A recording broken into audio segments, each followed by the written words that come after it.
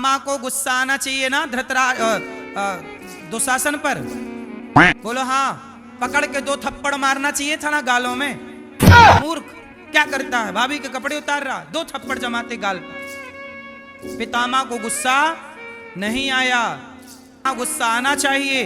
कोई गलत हो रहा है आपके सामने, क्रोध करो,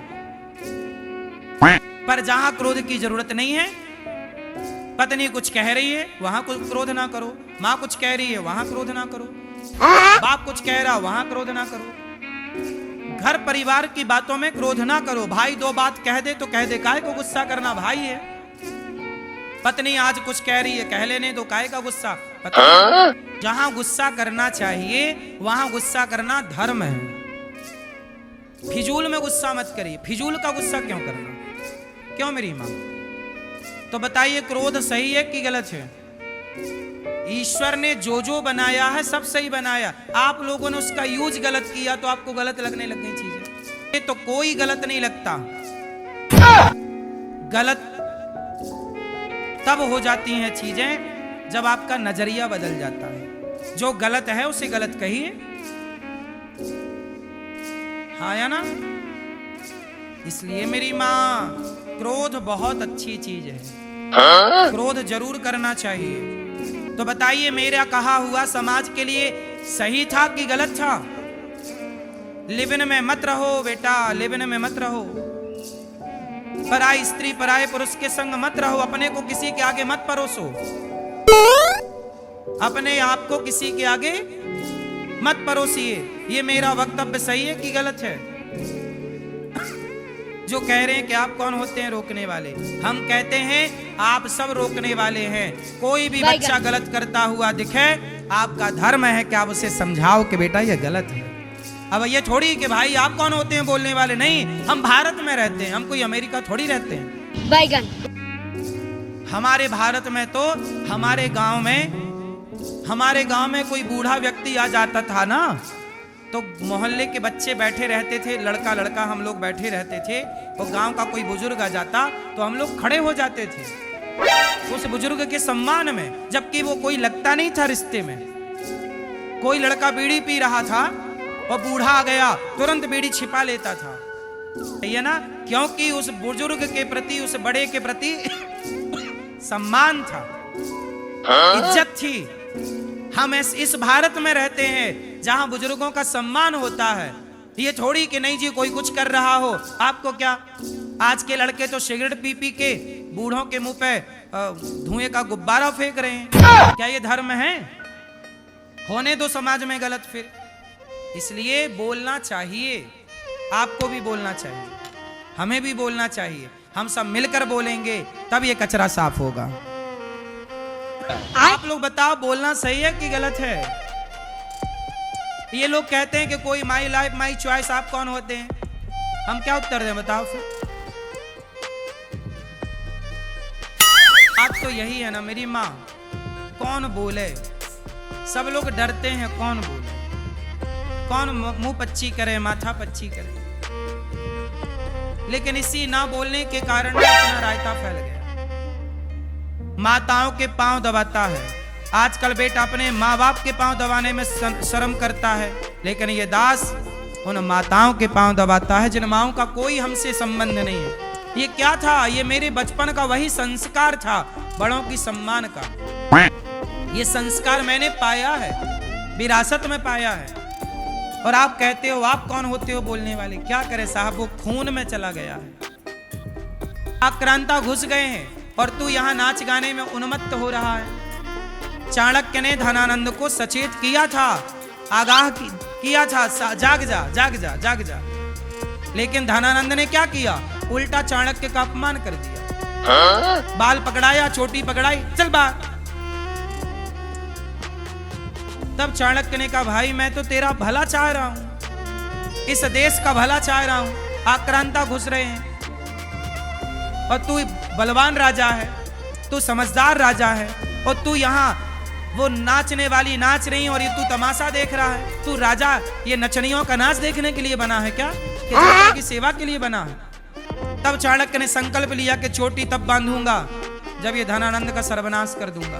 तब चंद्रगुप्त को तैयार किया और चंद्रगुप्त ने धनानंद का बंटाढार किया, समाप्त किया, और फिर आप इतिहास आगे का समझते हैं। तो चाणक्य का काम ही है आगाह करना, सचेत करना। चाणक्य गुरु हैं और गुरु का काम होता है कि बिगड़ती हुई समाज का सुधार करना। गुरु लोग नहीं सुधार करेंगे। बोले आप कौन होते हैं? साधु संतों का क्या काम? क्यों? साधु संतों का यही काम रहा कि समाज को सही दिशा पर रखना, कोई भटक रहा हो तो उसे रोकना, यही संतों का काम रहा। रोकने का प्रयास करता है कि लिव इन भारत का कल्चर नहीं है, इसलिए लिव इन भारत में नहीं घुसना चाहिए।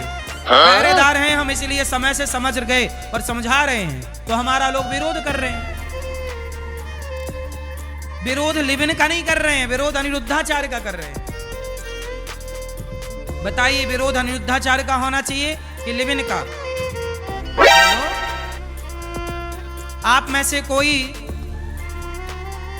अपनी होने वाली पत्नी, लिव इन में रहने वाली को पत्नी के रूप में स्वीकार करेगा? या पति के रूप में कोई स्त्री पुरुष को स्वीकार करेगी? लिव इन वाले को पता चल जाए कि लिव इन में था। सनातनी को सनातनी रहने दिया जाए, बनाया जाए। मैं आपके आश्रम में काफी सालों से आती हूँ, हर बार माताओं के दर्शन करती हूँ, आपके दर्शन करती हूँ। लेकिन मैं बस इतना कहना चाहती हूँ कि कई बार शादियाँ मजबूरी में नहीं हो पाती हैं सही टाइम पे, क्योंकि माँ बाप नहीं होते, कभी माँ बाप पे पैसा नहीं होता, कुछ परिस्थितियाँ सिर्फ इस वजह से हो जाती हैं। लेकिन जरूरी नहीं है, मतलब हर लड़की ज्यादा एज में आके मतलब गलत नहीं होती है। सारी लड़कियों के लिए बोला ही नहीं गया नहीं था। मुझे पता है, लेकिन मतलब जो लोगों ने बवाल किया उस चीज को लेके सही हैं, उन्हें कोई दिक्कत नहीं है, दिक्कत हुई ही उन्हें जो गलत हैं। मैं वही कह रही हूँ, मेरी सेम है, जब मुझे बिल्कुल फर्क नहीं पड़ता। मैं आज भी आपके पास आई हूँ, मैं हमेशा हर महीने आती हूँ, मैं हमेशा आती हूँ यहाँ पे, मुझे कोई फर्क नहीं पड़ता। क्या है, संतों को गालियाँ देने में, संतों को अपमान करने में, जलील करने में कुछ न्यूज चैनलों को टीआरपी मिल जाती है, तो वो अपनी टीआरपी के लिए सनातन धर्म के संतों को बदनाम करते रहते हैं, क्योंकि बदनाम करने में टीआरपी मिलती है। लड़कियां यहाँ याद रखिएगा, आप किसी का सम्मान करिए तो लोग कम जाएंगे, पर किसी को बदनाम यदि करना है तो उस बदनाम होने वाले व्यक्ति को सुनने के लिए, देखने के लिए बहुत जाएंगे। न्यूज चैनल वाले तो करते ही करते हैं, लेकिन जो आम जनता आजकल इंस्टा के माध्यम से जो फेमस होना चाह रही हैं लड़कियां, जैसे यहाँ आती हैं, रील बनाती हैं उल्टी सीधी, तो फिर उन्हें भी एक कंटेंट मिल जाता है। आप कोई रील बनाते हो, उसके साथ अलग से वो अपना ऐड जोड़ लेते हैं लोग, फिर गंदा गंदा बोलते हैं। मतलब उनको उम्र का लिहाज नहीं है। किसी ने तो प्रेमानंद महाराज के लिए भी इतनी गंदी रील बनाई थी, बहुत ही कम उम्र की लड़की थी, उसे बहुत, मैं बोल नहीं सकती इस तरीके के उसने शब्द बोले, कोई फर्क नहीं पड़ता। जय श्री राधे। चलिए, भगवान करे जल्दी से आपका विवाह हो जाए, आप खुश रहें, सदा प्रसन्न रहें। महाराज जी, मेरा क्वेश्चन है, आपका एक वीडियो वायरल हो रहा था, हम देख रहे थे, लिव इन रिलेशनशिप से रिलेटेड है जी। देश में लड़कियां जो है, कुछ लड़कियां जो है लिव इन रिलेशनशिप में रह करके आप पे सवाल कर रही थी, खड़ा क्वेश्चन कर रही थी। सही है कि 10-10 लड़के के साथ टेस्ट ड्राइव करेंगे। क्या हुआ, लड़कियां जो टेस्ट ड्राइव के समर्थन में है, वो जो देश में एड्स फैलेगा टेस्ट ड्राइव के चक्कर में, सही है, तो उसका जिम्मेदार कौन होगा? एक तो हम कोरोना से बच गए और 10-10 लड़के के साथ टेस्ट ड्राइव करेंगे, उसको वही तो जिम्मेदार होंगे जो लेविन का उसको तो खुद होगा। अंग्रेज चले गए और अंग्रेजों का ये कल्चर, लेविन का कल्चर भारत का नहीं है। अच्छा, आप लोगों से मैं पूछूं एक बात, बताना लेविन को हिंदी में क्या कहते हैं? लेविन की हिंदी क्या होती है बताओ? आपको पता है लेविन की हिंदी क्या होती है? बताओ, किसी को पता है? अब जिसको लिविन की हिंदी पता हो वो बताए कि लिविन को इंग्लिश में लिविन कहते हैं, लिविन रिलेशनशिप, इसे हिंदी में क्या कहते हैं? यदि किसी को पता हो तो जरूर बताओ, और बता के उनको भी बताओ जो लिविन का सपोर्ट करते हैं। लिविन को हिंदी में कहते हैं गुरुदेव, पहले तो आपके चरणों में कोटि कोटि प्रणाम। खुश रहिए। लिविंग को हिंदी में कहते हैं रखेल। वाह, देखो ये बहन जानती हैं कि कितना गलत शब्द है ये, जिसे आज लिव इन रिलेशनशिप कहा जा रहा है, वो पुराने जमाने में ये शब्द था। देख लीजिए, और अब लोग इस शब्द को छिपाने के लिए नया शब्द ले आए, और इसलिए भारत की संस्कृति बर्बाद करके ही कुछ लोग करने पर तुले हैं। लेकिन आप लोग समझ गए, तो आप सब कितने लोग सहमत हैं इस बात से कि लिव इन को क्या कहते हैं पुराने भाषा में? यही कहते हैं। गुरुदेव में जो भी मिलता है उसके कर्मों से मिलता है या मेहनत से मिलता है? कर्मों से भी मिलता है। कर्म और मेहनत एक ही बात है। जब हम कर्म करेंगे तो मेहनत हो ही जाएगी, और मेहनत करेंगे तो वो कर्म ही होगा। बिना मेहनत के कर्म नहीं हो सकता, बिना कर्म के मेहनत नहीं हो सकती। नसीब में होता है? हाँ, नसीब भी होता है। जो आज आप करेंगे, कई लोग क्या होते हैं, ज़्यादा मेहनत करते हैं पर उनका पेट भी नहीं भरता, और कुछ लोग होते हैं जो कम काम करते हैं, कुछ भी नहीं करते, फिर भी उनके पास खूब धन है। तो जो पिछले जन्म में व्यक्ति पुण्य करता है, वो पुण्य इस जन्म में उसे कम मेहनत से भी ज़्यादा धन देता है। तो उसका नसीब था कि पहले अच्छा किया था, आज उसको अच्छा मिल रहा है। और जो बुरा करता है उसे बुरा मिलता, वो कितनी भी मेहनत करे परेशान ही रहता। कर्म हमने इतने बुरे किए हैं, अगर भगवान चाहे तो हमें इतनी बुरी सज़ा दे सकता है, लेकिन उन्होंने हमें दी नहीं, हमें इंसान बना। तो हमने इतने बुरे कर्म जब किए हैं तो फिर हमें इंसान क्यों बना दिया? हमने बुरे कर्म किए हैं, इंसान इसलिए बना दिया कि अब मौका दे रहे हैं अच्छे कर्म करके आओ और 84 से मुक्त हो जाओ। 84 लाख योनियों अच्छे कर्म करने के लिए विधाता ने यहाँ पर भेजा। ऐसे कौन से उन्होंने पाप किए हैं जो महादेव भी क्षमा नहीं कर पा रहे? किनको किनको क्षमा नहीं कर पा रहे? मेरी माता जी को। माता जी को बोलना, भगवान ने तो क्षमा किया है। बहुत पाप हो जाते हैं तो हमें जो दंड मिलता है, हमें लगता है कि बहुत मिल रहा है, जबकि वो हमारे पापों के हिसाब से बहुत थोड़ा है, पर ऐसा लगता है बहुत ज़्यादा है। तो आप अच्छे उनसे बोलना, भगवान का नाम जपें, कथाएं सुने, सन्मुख हों ही जीव मोहि जबहि।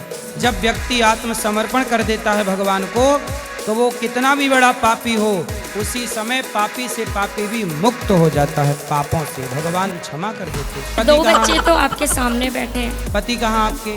मैं पति को छोड़ चुकी हूँ गुरुदेव। क्यों? मैं इसलिए छोड़ चुकी हूँ कि मैं 10 साल रहने के बाद भी, सारा सब कुछ करने के बाद भी, सारे उनके नखरे उठाने के बाद भी। पति कहाँ है? पति तो करता है कहीं काम, उसने दूसरी औरत रख ली और दूसरी औरत तो को। आपने क्यों छोड़ दिया पति को? क्या गलती थी पति की, या आपकी क्या गलती थी? वो गुरुजी करेक्टर लेस था। पति? उसको मैंने 3 बार आंखों से देखा। उनको माफ किया कि नहीं? मैंने उनको माफ नहीं किया गुरुदेव, क्योंकि मैं, पिता ऐसा क्यों करेगा? सही है। पिता ऐसा नहीं कर सकता, और मैं एक इज्जतदार घर की बेटी हूँ। मेरे माँ बाप ने मुझे ऐसे संस्कार ही नहीं दिए कि मैं पिता समान। तो सास है आपकी? सास है, वो अपना ही दबदबा रखना चाहती थी गुरुदेव, वो चाहती नहीं थी मुझे, नौकरानी की तरह रखती थी। उसको पता नहीं गुरुदेव। तो सास ने आपके ससुर को डांटा नहीं कि तुम क्या अपनी बहू पे गलत नजर रख रहे हो? गुरुदेव वो पूरा घर ही कैरेक्टर लेस था। बस इसी बात के लिए आपके पास आई थी। मेरा YouTube चैनल एक चला रखा है मैंने, 2 साल से उस पर मेहनत कर रही हूँ, मुझे कोई प्रोग्रेस नहीं है। बस मैं चाहती हूँ कि मेरे चैनलों से मुझे इतनी इनकम मिल जाए। चैनल पे क्या डालती हैं आप? मैं आपकी कृपा से, आपके आशीर्वाद से, मुझे बचपन से डांस गॉड गिफ्ट है। मैंने वो ही वापस से शुरू कर दिया। चलो, उसका यही काम है, इससे उससे क्या करोगे? समझाया ही लाओ, कभी तो समझाएं उसको, अक्ल आएगी। को मारती पीटती हमेशा कि तुम घर से चली जा, तू इतनी बड़ी हो गई है, तो हमारे बच्चे हैं, तो हमारा ज़मीन लिया जाएगा कि घर बनवाया जाएगा कि तेरी शादी में सारा पैसा ख़त्म हो जाएगा। कौन आपकी माँ बोलती है? सौतेली माँ? सौतेली है। कब हुई शादी पिताजी की? पिताजी की 2017 में शायद हुई है। 17। और आपकी उम्र कितनी है अभी? 23 साल। 23 साल। हाँ। भाई आई हैं आपके? नहीं, कोई नहीं है। तो आपकी माँ कहाँ गई? माँ, मेरे माँ को छोड़ दिया उसने। की भी दूसरी शादी हो गई, हाँ पिता की भी दूसरी शादी हो गई, जी। अब आप पिता के साथ रहती हैं। नहीं, माँ के दूसरी माँ के साथ रहती थी तो वो सोचती थी इसी बहाने भाग जाए, हम इसीलिए मारती पीटती थी कि चली जाए। कहाँ चली गई? तो मैं सीधे आपके पास आई कि बाबा गुरुजी मैं आपके चरण में रहना चाहती हूँ। तो आप भी विवाह कर लो ना जल्दी बेटा, 23 साल की हो गई हो आप। गुरुजी मैं अकेले कहाँ जाऊँगी विवाह? आपको कोई लड़का पसंद है? पसंद हो आप ढूंढ लेना, फिर आपका भाई बन के हम आपकी शादी अच्छे से करा देंगे यहाँ, ठीक है? अब फिर लड़का कहाँ से लाया जाए? चलो आप ढूंढ लेना, जब भी मिल जाए, आज नहीं कल, कल नहीं परसों, अगले साल 2 साल, जब भी मिल जाए। गुरुजी ये बस की बात तो नहीं है कि मैं लड़का ढूंढ को आपको बता दूं। तो आपकी नानी वानी नहीं है? नानी नाना नहीं, कोई नहीं। मामा? उन लोगों से मतलब नहीं है किसी से। तो फिर आपके पिताजी आपके लिए करें ना सब लड़का वड़का ढूंढ के जल्दी वो ब्याह। बचपन से वो नहीं समझते मेरे को। फिर अभी तक आपकी परवरिश किसने की? मैं आपके वहाँ से दिल्ली से मैं सोचे के आई हूँ कि वो दिल्ली में रहती है तो मेरी। आप अच्छा आप माँ के साथ ही थी ना अभी तक? सौतेली? हाँ, उसी के साथ ही, सौतेली माई के साथ थी। तो पापा पिताजी से बोलो कि वो करें जिम्मेदारी पूरी, इतना निभाया है। नहीं, उसके सामने वो खुद जब मारती थी ना तो कुछ नहीं, वो खड़ा होकर चुपचाप देखते थे। हमसे आपने कहा, हमने सुना भी, हम तो करा देंगे आपका ब्याह, बस लड़का आप ले आओ ढूंढ ढांड के जहाँ मिल जाए। अच्छा ये तो बड़ी की बात नहीं है। खत्म। मैं आजकल लड़कियां तो खुद ढूंढ लेती हैं अपने लड़के। नहीं, मैं कहाँ से ढूंढूंगी? दिल्ली में लड़के नहीं मिलते? नहीं गुरुजी, मेरी बस की बात नहीं। चलो भगवान कृपा करेंगे, आपको अच्छा भी वर मिलेगा, अच्छा लड़का तो मिलेगा। आप क्या करना चाहते हैं गुरुजी? आप अपने शरण में लेना चाहते हैं? अभी आप अपनी माँ को मेरे पास लाओ, अपने पिताजी को बोलना मैंने बुलाया है, और उनको लाओ, मैं समझाऊंगा। पिता अपनी आखिरी जिम्मेदारी तो पूरी करें, ये पिता की जिम्मेदारी है कि वो कन्यादान करे। हम सब मिलकर सपोर्ट करेंगे। यदि उनके पास आर्थिक कमी होगी तो आर्थिक सपोर्ट हम सब लोग कर देंगे। धन धान्य दे के विदा कर सकता हूँ, मैं ये कर सकता हूँ, पर मुझे ये अक्ल नहीं है कि आपको लड़का ये वाला चाहिए कि भाई मैं जो लड़का दूं पता नहीं वो कैसा रहे। शादी ब्याह कराना बहुत बड़ा पुण्य भी हो जाता है, कई बार बहुत बड़ा पाप भी हो जाता है। कल को आपको गलत लड़का मिल गया और मैंने यदि वो लड़का किसी तरह से बोल दिया किससे कर लो, और कल को वो मारा पीटी करने लगा, शराबी निकल गया, चरित्रहीन निकल गया, तो मेरे को रातों रात नींद ना आएगी कि मेरे द्वारा ये पाप हो गया। इसलिए शादी ब्याह के लफड़े में मैं नहीं पढ़ना चाहता, लेकिन आप ये जिम्मेदारी आपके पिता की है। खुद हमको मारने लग जाएगा। कौन? पिता। पिताजी से बोलना कि चलो महाराज जी आपको पैसे देंगे। क्या बोलोगी? क्या बोलोगी? जी क्या बोलोगी अपने पिता से? बोलना वो पिताजी यहाँ पे नहीं, वो बंगलौर रहते हैं। कहीं भी रहते हो उनको बोलना चलो महाराज जी आपको पैसे देंगे, उनको यहाँ ले आना, फिर आपके विवाह का पैसा उनको देंगे और यहीं विवाह कराएंगे उनका। धन्यवाद। आपका धन्यवाद। ठीक है, तो आपको बोलना है कि हमारा विवाह महाराज जी अपने खर्चे से कराएंगे, आप लड़का हमारे लिए ढूंढ दो। बोले आपको 1 रुपया खर्च करने की जरूरत नहीं, जितना भी खर्चा होगा आपके ब्याह में आपका ये भाई कराएगा। धन्यवाद। खुश रहिए। उपाय भैया बताएं। जब व्यापार नहीं चलता तब वो लड़ाई झगड़ा करते हैं। हाँ, और- तब मतलब ऐसे इनका दिमाग गर्म हो जाता है, गुस्सा करने लग जाते हैं। तब और बहुत व्यापार वैसे कैसा चलता है? वैसे मतलब ठीक है, ऐसे हंसते बोलते, शराब तो तब भी पीते हैं लेकिन तब ऐसे लिमिट का सब चीज करते हैं।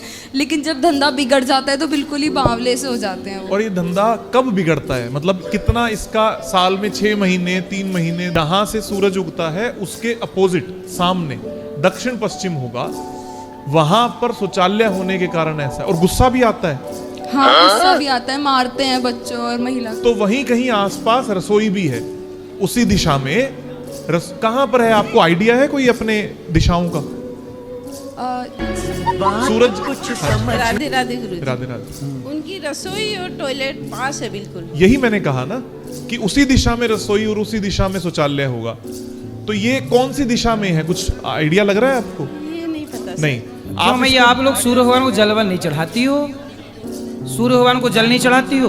करती है, बहुत पूजा पाठ करती है। सूर्य जब आप अपने घर को देखोगे ना तो जहां से सूरज उगता है उसके सामने वाली दिशा रसोई और शौचालय पास में होगा, और वहां पर नृत्य में रसोई होने से एक व्यक्ति झगड़ा भी करता है और गुस्सा ज्यादा होता है। और कब होता होगा? जब आपने कोई प्यार से बात कही तब ज्यादा गुस्सा आ गया, मतलब बैठ के बात में बात करने लगे तो जबरदस्ती का गुस्सा आ गया। पीला रंग कर दो चूल्हे के नीचे और एक तस्वीर लगा दो अपनी, अपने परिवार की और सभी समस्त जितने भी पारिवारिक सदस्य हैं सबकी।